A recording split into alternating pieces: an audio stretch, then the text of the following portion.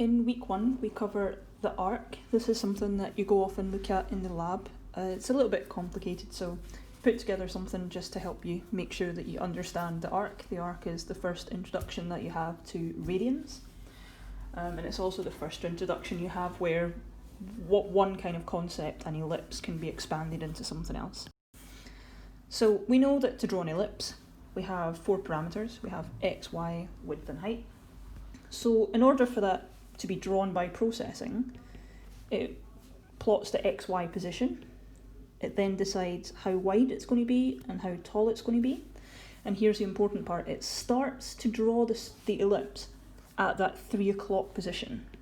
It will then draw an ellipse all the way around, and then it will go behind and it will fill in the ellipse in whatever fill colour you've selected.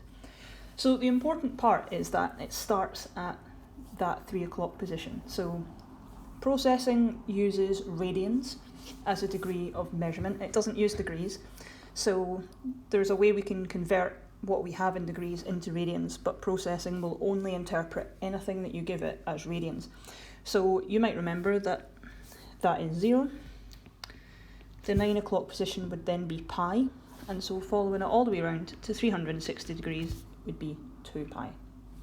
So in order to draw an arc, we expand what we already have. So you have arc, you have x, y, width, height. You then add on extra parameters. So you add on a start position, you add on a stop position, and you add on a mode.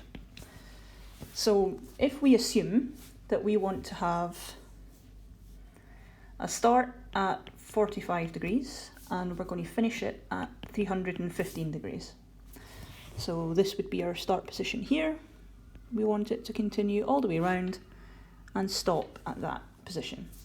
So in order for us to give that information to processing, we need to turn 45 degrees and 315 degrees into radians. With some sets of degrees that's quite easy. In this case it needs a little bit of thought. So what we can do is use a conversion function. So we can take this 45 degrees here, and we can, instead of writing 45 degrees, we can write radians 45 degrees. And for that 315 degrees, we can write radians 315 degrees. So the thing that is going into both of those functions is actually the number that you have in degrees that you want it to go in.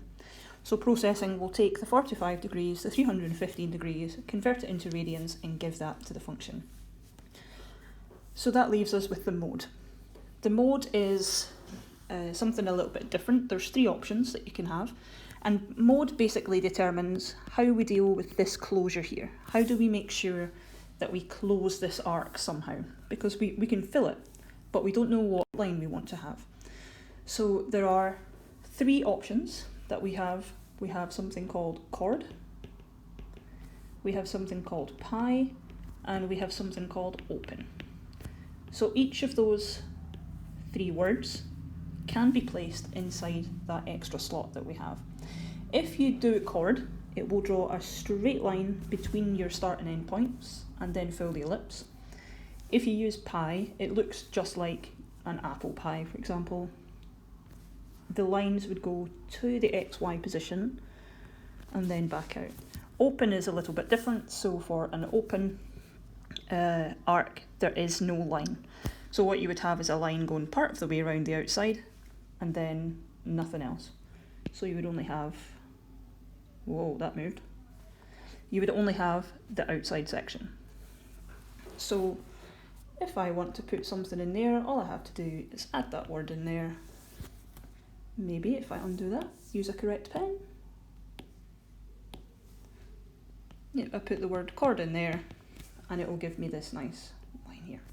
So you can choose between those 3. If you don't put anything in, by default, open will be the default position. So if you leave that blank and you only put x, y, width, height, start, stop, it will be open. So that's what confuses people sometimes when it doesn't actually close. So if you want it to just close directly, use chord.